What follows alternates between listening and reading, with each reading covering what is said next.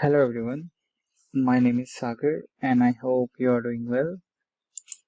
In our last video, we have seen one way how we can troubleshoot our flow and how we can get the specific instance URL of our flow.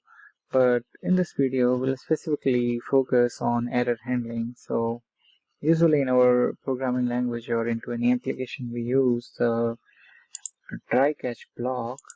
So we are going to create a similar mechanism here. We don't have out of the box available try catch here, but we can mimic this feature into our flow.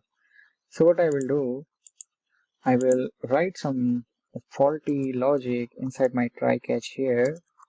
Okay, and then that exception should be thrown into my catch, and basically I should also get my error details via email. So here I will send email. Okay, send email. Okay, and what I will do, I will also take my static URL from my last video so that I can get the instance of my URL. So basically I will also attach this particular URL. Okay, so I'm going to do this in a nutshell. Okay, so I will simply go here and will I'll create an instance flow, and I can give my flow name as something called try catch. We do have the final mechanism here, so let me make it somewhere more interesting. I think we have the finally, or like different programming language have different terms, but we have this finally concept as well, right? So I will run this. So what I will do, regardless of my faulty code here, I will add something like here I will send an email.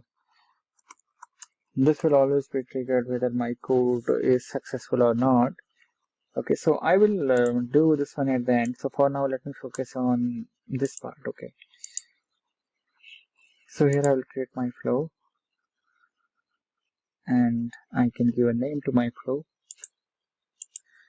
I can say error handling, and I'm using try catch and finally concept here.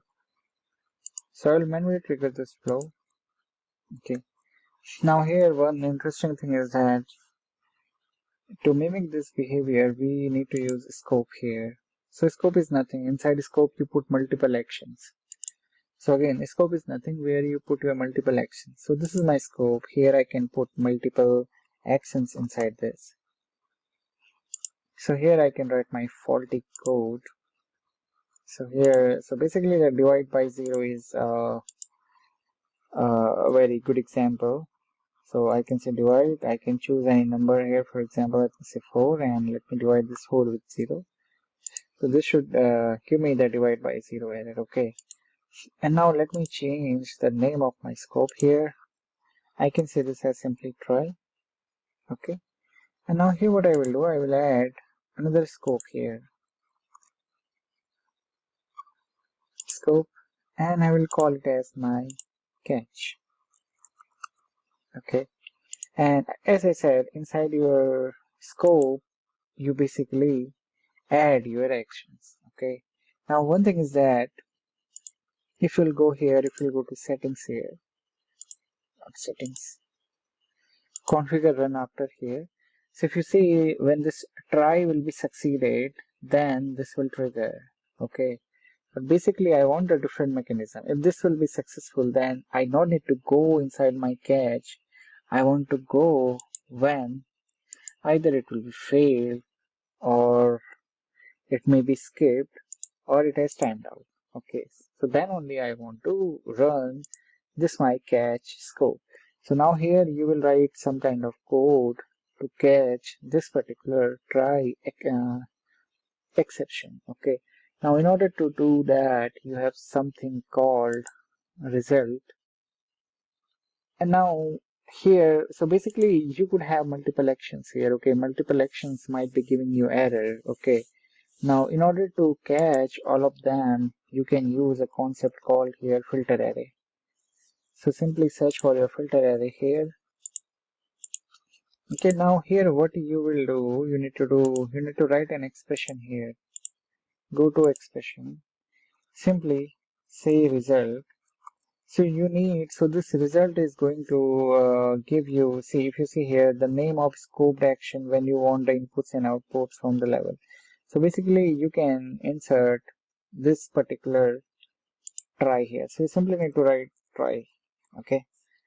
So basically this is a special function which basically catches everything from your scope. So here you simply need to put name of your scope text and name string. Okay. So go here and simply add this. Okay. Now when you will add this one, so you will get multiple outputs here. Okay. So for example, result in Power Automate scope to show you here. Okay, so this is the URL here.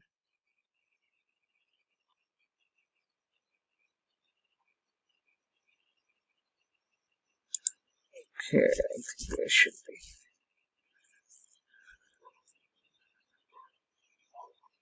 So this will give you a, multiple items, but the one which is important for you is, so basically from your filter array you can write something like this, right? Item. So you'll get something called status here. I will run this flow, then I will tell you why I have written this status. Okay. When the status of this item would be failed, then only you want to get output for those actions. Okay, and what I will do, I will add an action here. And here what I can do, I can create a HTML table. So I'll search for my data operation here and create HTML table. And here I can pass output of my filter array. Here also you have two things. If you want to, you can use custom as well. So if you want only few header information, but for now I'll go with automatic so that I will show you what all output we can get. And then I want to send this email.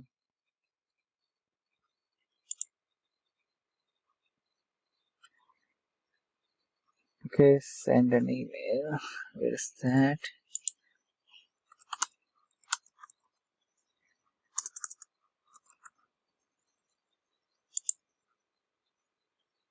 Okay, I want to send email to this. Okay, and here I can say try block. And inside my body, I can pass this HTML table output. So this HTML table output I will pass inside my this. So this is my try is completed, my catch is completed. Okay, and one more thing here. Let me do something like this flow URL. I think that's fine. Let me not do that because here I also want to add the URL, but let me not do that. In our last video we have already done.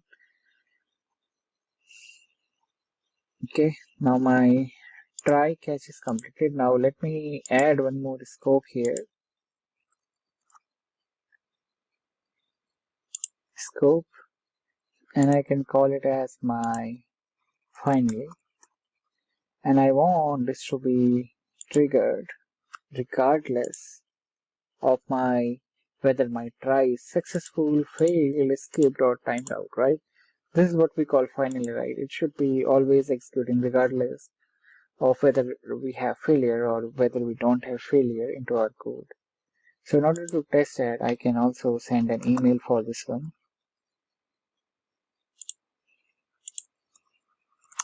You can here search for send an email to, and I will say my username here. Here I can say that my finally test. Now what will happen, this will execute this time the catch, and finally they both will execute. So I'm going to save this and I will test it out.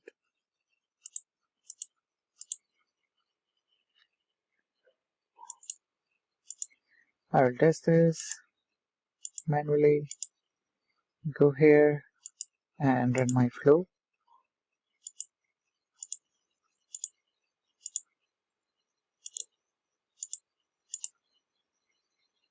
So I should get 2 emails here. Done. So if I will come here, this is my final test, so it is always going to be executed. Now here you can see I'm getting my error code. So if you can see, I get my name, start time, end time, tracking ID, and if I'll go here, so here is my error code.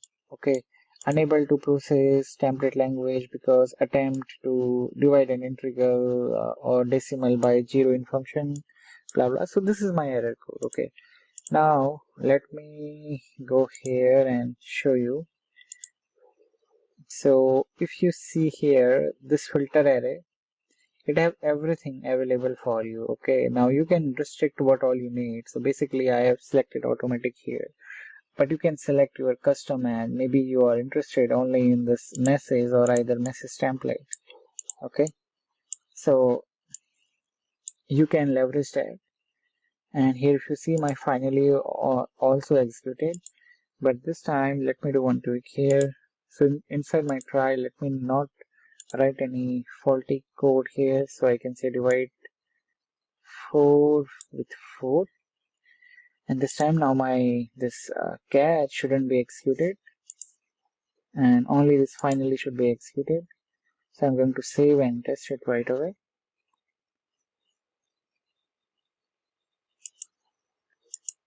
I will run my flow. Done. And here if you can see, this time my the catch like it didn't execute it because I don't have any error here, and my finally will always execute. And if you see here, I get a email as well.